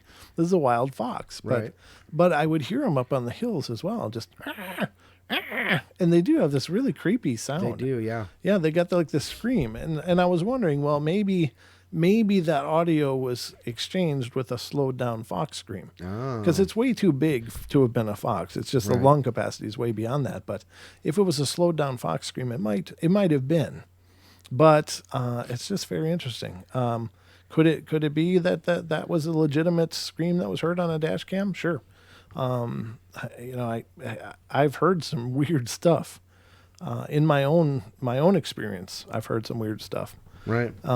Especially back in Minnesota. Not so much up here, but I live in town here. Whereas back in Minnesota, I was living out rurally in the forest area. So Right. there's just some strange things out there, ladies and gentlemen. I don't know. I don't pretend to know. Right. But ever since doing the show, I've become introduced to a lot more things to worry about. Definitely. Robin from Strange Realms says fishers scream like someone being murdered, and fishers aren't that big. They're like, they're small. Yeah, But this something like that screaming like somebody being murdered. It's kind of scary. I wonder. I don't think it. Well, it might play. Let me see if it'll play. If I can just do the audio and not do the video, because it's just a quick scream, and I can't imagine we get in any trouble for that. But hold on, here it is. Right there. Here it is. Let me turn on the sound. He's like, nope. He just jumps and goes right off screen. He's like, it's just looping. So, one more time.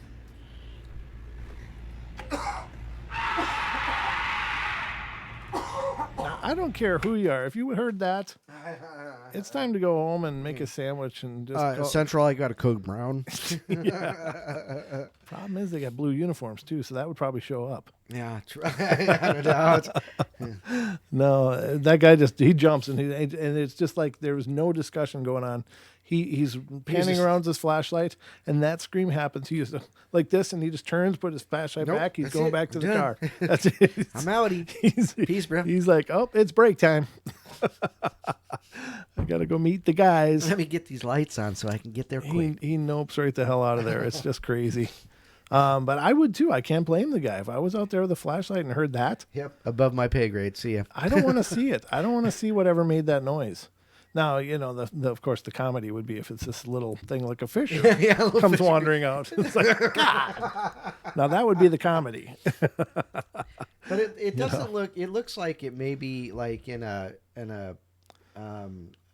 less socioeconomical, a poor neighborhood. It might. I don't know. I was thinking it was more some kind of factory or junkyard kind of thing. Yeah. Maybe something, because something's fenced in and there's racks of something over here. But yeah, that's on the Facebook page for the Paranormal Portal.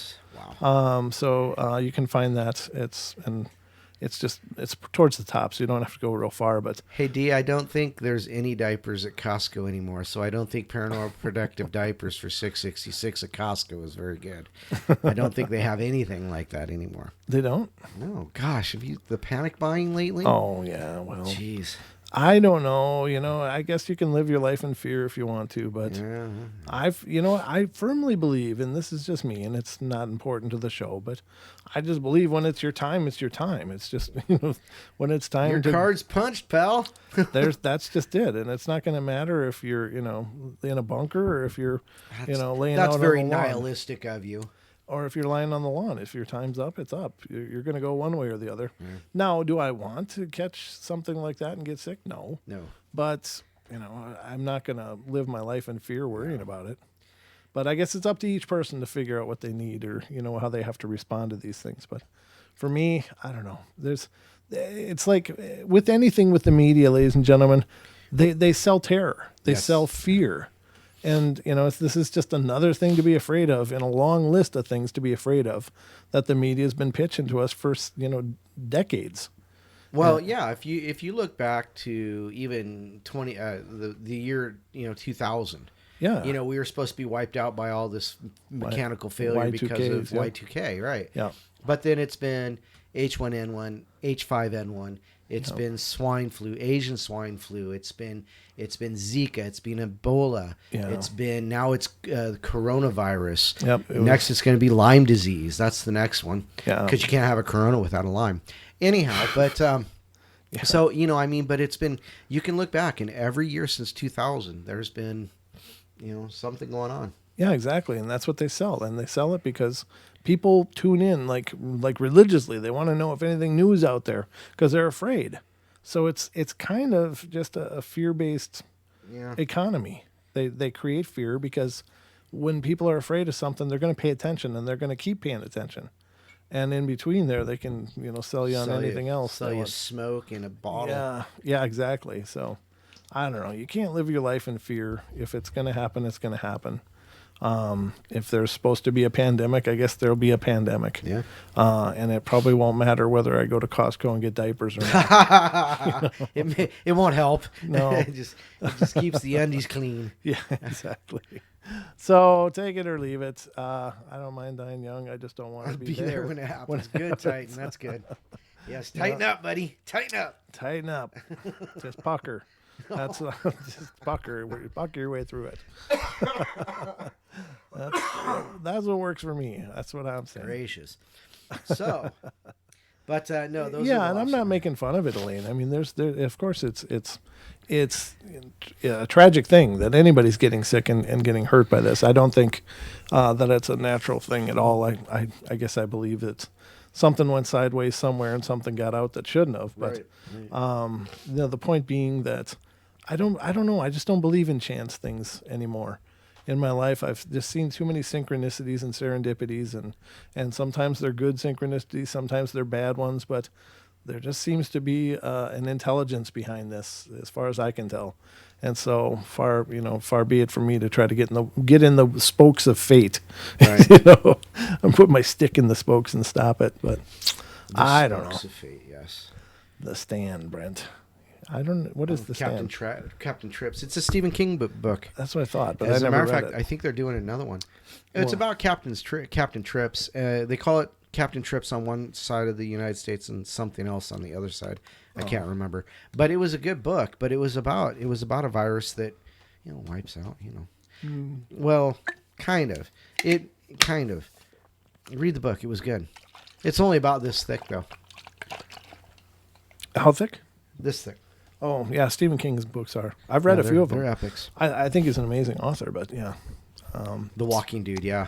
Yeah, The Walking Dude, that's right. Yep. So, anyhow, but yeah. So, on the lighter side of things, Okay.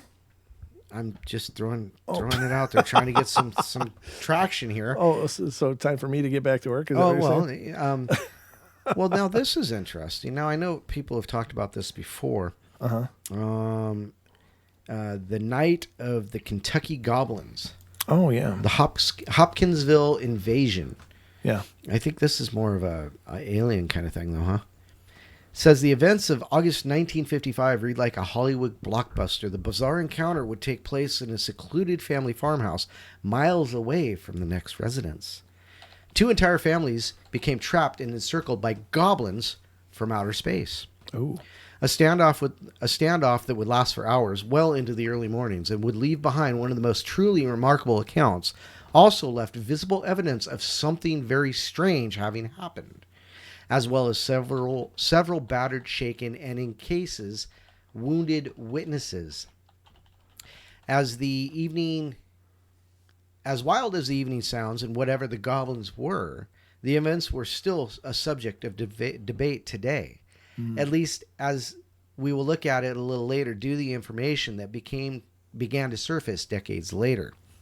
This information would link the incident to one of the prime UFO hotspots in the United States. Just what happened on that summer evening in 1955 in Kentucky, and how does it fit into the larger UFO and alien picture? Before we examine this outrageously strange event in more detail, nope, we're gonna go ahead and skip through that. Just after 8 p.m., 21st August 1955, Kentucky, Billy Ray Taylor and his family were staying with friends, the Suttons, after arriving from Pennsylvania. The Suttons' farmhouse sat about 8 miles from the small town of Hopkinsville, Kentucky. Mm-hmm. While fetching water from a well a little distance away, Billy Ray noticed a strange light in the sky. It appeared to be on fire, but with all the colors of a rainbow, as opposed to an orange flame. Following the craft, not daring to take his eyes from it, eventually vanished over the tree line and came to a stop in a clearing. He rushed back to the main house where his wife, June, and the Suttons were talking. He would claim to have seen a flying saucer which glowed brightly with an exhaust all the colors of the rainbow. As we examine later, most of the room would simply humor Billy at the best of times, and they certainly would do so now with his bizarre story. They would, by and large, dismiss him and carry on chatting as they were. Then came the sudden and frantic barks of the family dogs. The barking of the sort that meant something was outside and approaching. However, as soon as the dogs were unleashed to investigate, the dog was unleashed to investigate, he whimpered and crawled away underneath the house. The family wouldn't see him again until the next morning after the oncoming events. Little green men from outer space? Everyone in the house now edged to the windows of the property to peer outside into the night. All the while, the dog's whining and whimpering continues. The Suttons' eldest son, Lucky, we'll find out how lucky he'll be, and Billy Ray stepped outside to gain a closer look. Lucky was the first to notice a green, glowing object heading in their direction. The others saw it, too, upon his calls. It edged closer. It was apparent that the glow came from a small humanoid figure. To begin with, the strange goblin figure remained at a distance. Then, as if it had suddenly realized it was under the two men's gaze, it flung its arms into the air and surged towards the house. Both Taylor and Sutton raised their guns and opened fire. The bullets did impact on the target, but merely flipped the creature over. Unhurt, quickly retreated back to the shadows, allowing the two men to return to the house. It was then that they saw another goblin creature staring at them from the side window of the property.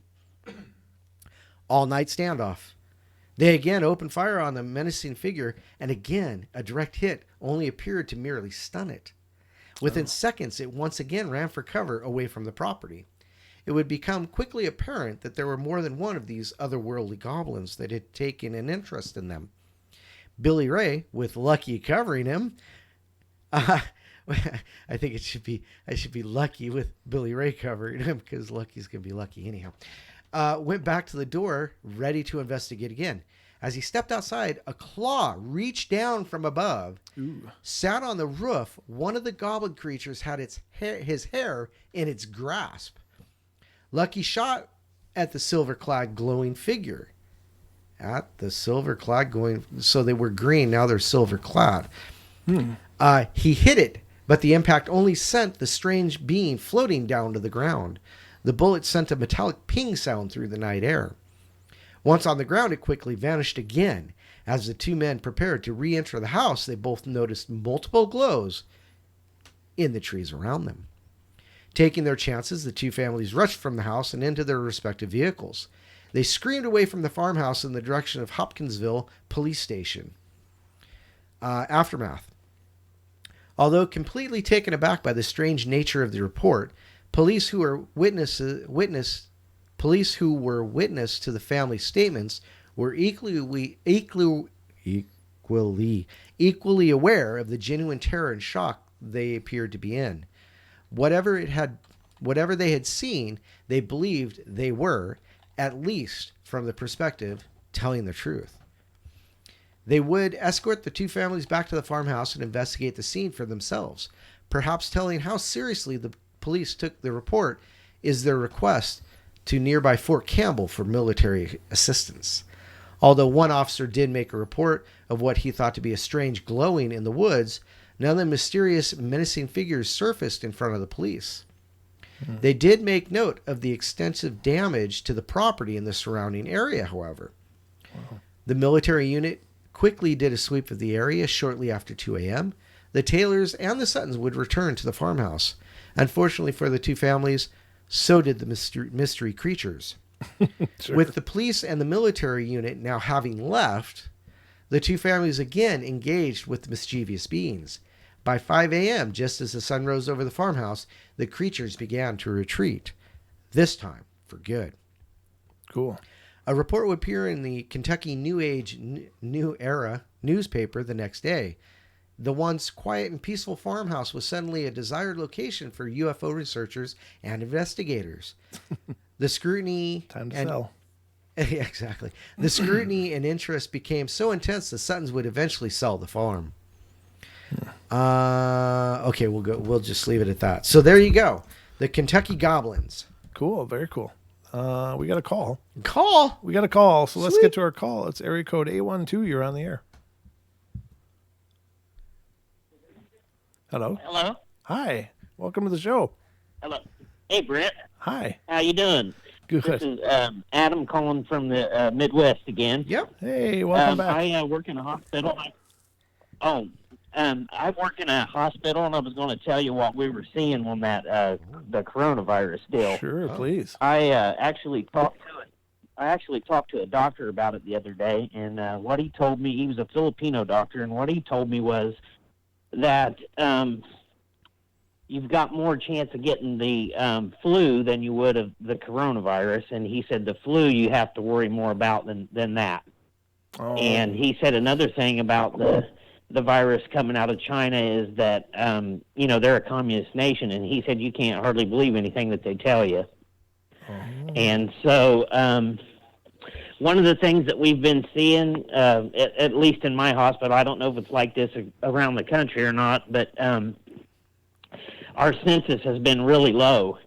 They have like combined floors, like from the 5th floor, they've combined like the 3rd and the 4th floor together. And the reason why we think that the census is low is because the fear that they're projecting through the media. Right. And so I thought you guys would like a little perspective on that. I really They've appreciate not really implemented any. Do what? it. They've not implemented any. Are you there? Yep, I'm here. They haven't implemented any precautions like anything any more than like the regular flu. Okay. The only thing that they're doing on our floor that's any different is they're only allowing like grandparents and like the mother or the father of the babies in the room, but they won't allow siblings or a lot of visitors in. They just kind of limit it that way, but Sure. other than that, there's no like panic or anything like that going on Good. that I've seen anyway.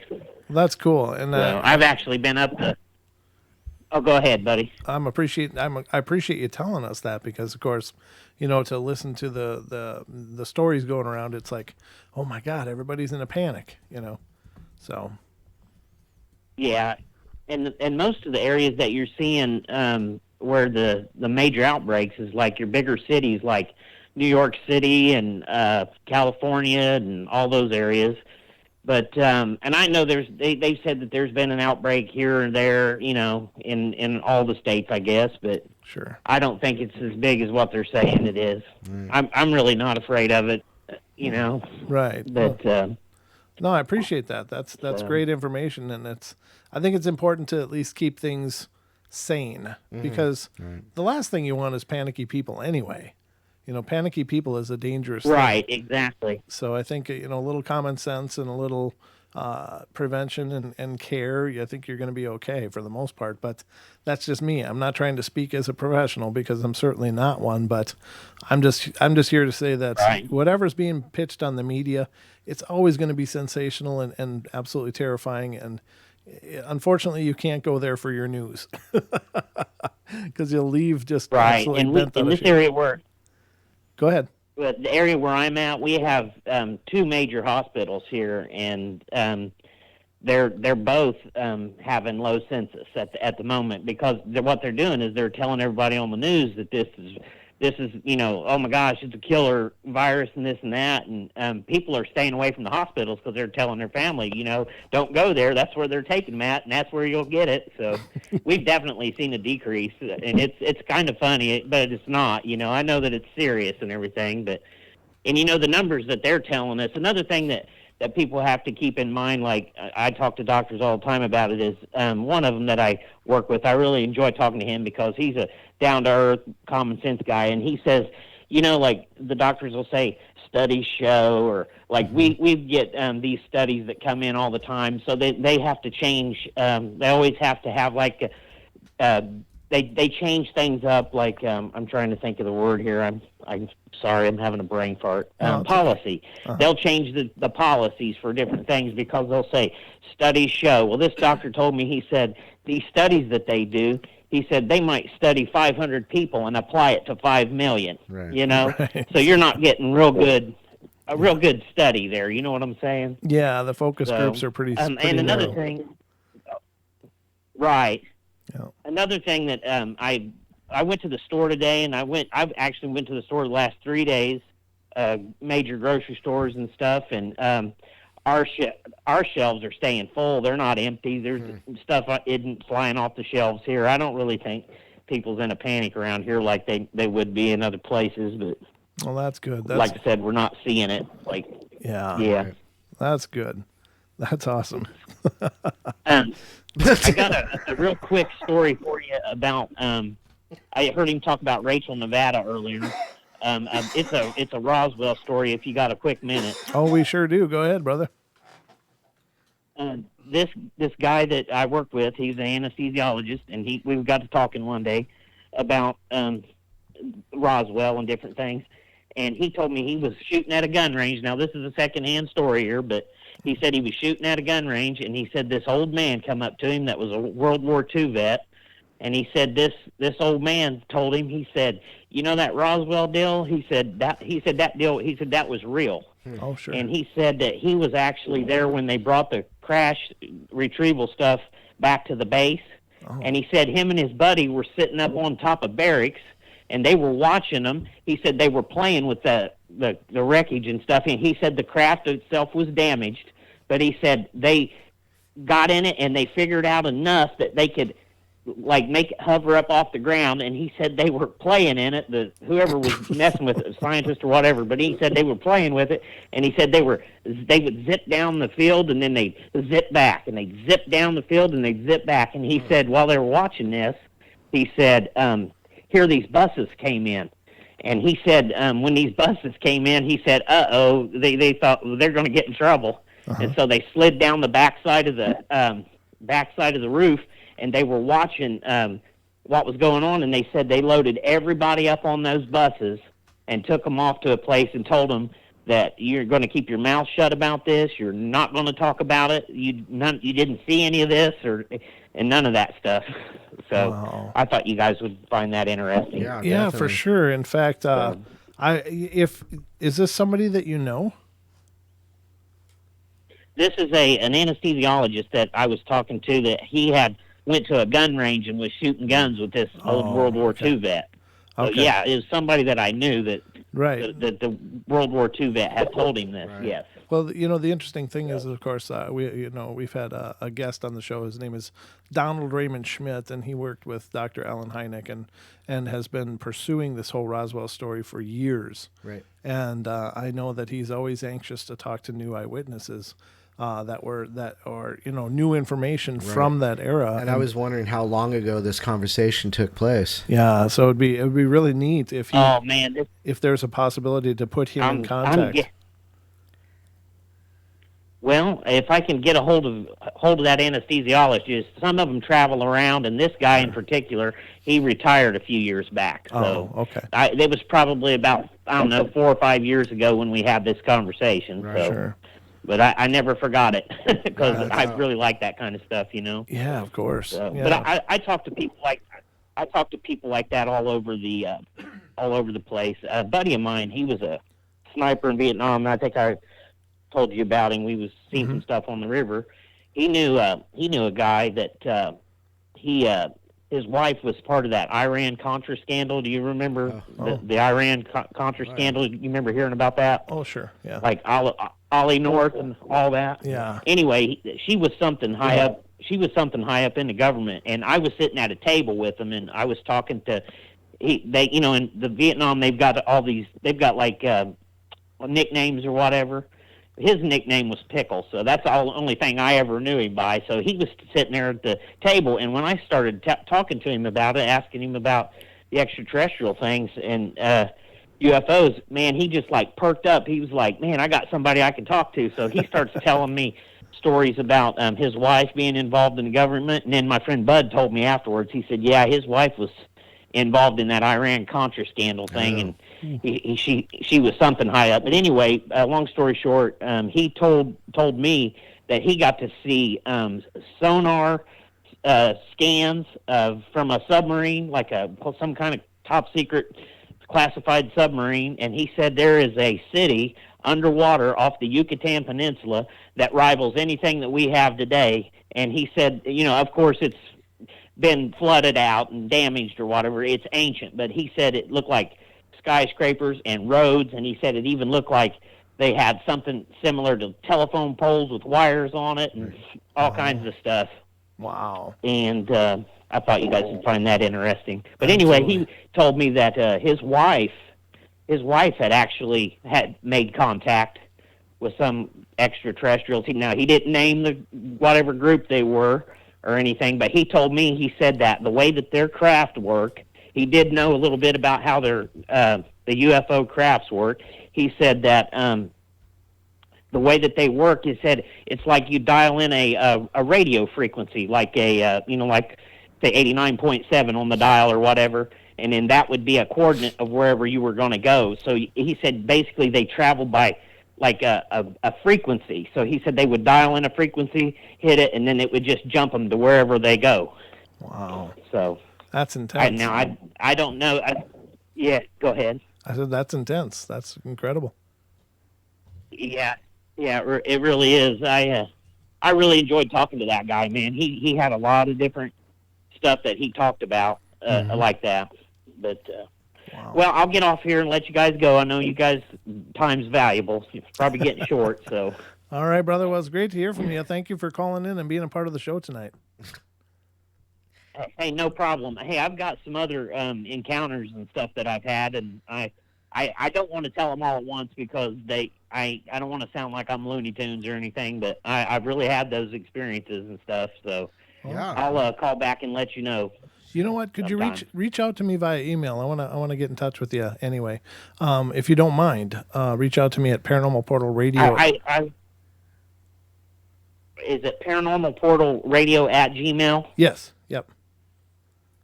It is? Okay. I will do that. All right, brother. I'll be looking and I'll let you know who I am. Okay. My name's Adam, so if you get an email from an Adam, that's who it'll be. All right, brother. I appreciate it. It's good talking to you guys. Hey, do you are you the one that sings that song on the show, Brent? Yeah, that's me.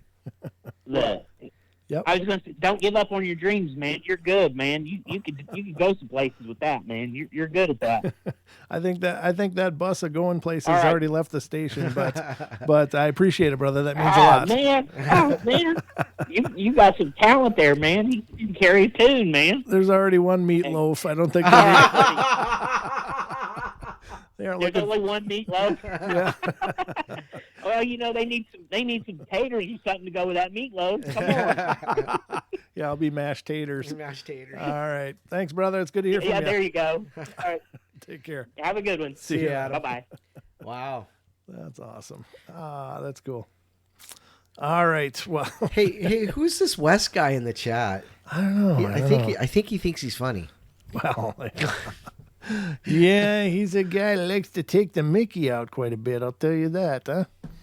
That's an English phrase of he likes to bust people's chops, is what I understand, huh? All right, yeah. Yeah. So good to see you all, though, and good to see you too, Wes. Absolutely, yeah. Excellent timing. Excellent timing. ABC, always be closing, Brent. Yeah, brother, I'm trying, man. I'm trying. But, yeah, I hope you guys enjoyed the show. Yep. We certainly enjoyed bringing it to you. Don, anything in closing? Don't forget, if you can join us in Metaline Falls, Washington this Saturday for the Metaline Falls Town Hall, Bigfoot TownHall, you will also see our friends Adam Davies and Stephen Majors there. Mm-hmm. They're putting on the whole shindig. And teespring.com/stores/paranormal-portal. There's your clothes, Wes, right there. To get you. Those are those clothes, yeah. Yeah. And then what else? I think that's it for me. Well, there you go. It's nice seeing you guys after 2 weeks. Absolutely. It's been like 2 weeks. It has been, hasn't it? Yeah, for you especially. Yeah, and I've been sick the entire time. Yeah, well, no. I got to go hit that bottle of R&R in my freezer. All right. All right, guys. Well, that's it for us tonight. Thanks for joining us, and thank you all. Please continue to spread the word. Please check out the podcast if you haven't. All the links are in the description below, so check them out. There's lots of ways to help support us on this endeavor. There's a lot we want to do. We got a big bucket list, so we'd love to get some of it done. If you're capable of helping us with that, that's amazing. Coronavirus from the confessionals. Thanks, Wes. That's awesome. He said he got it, but he lived. Well, thank God.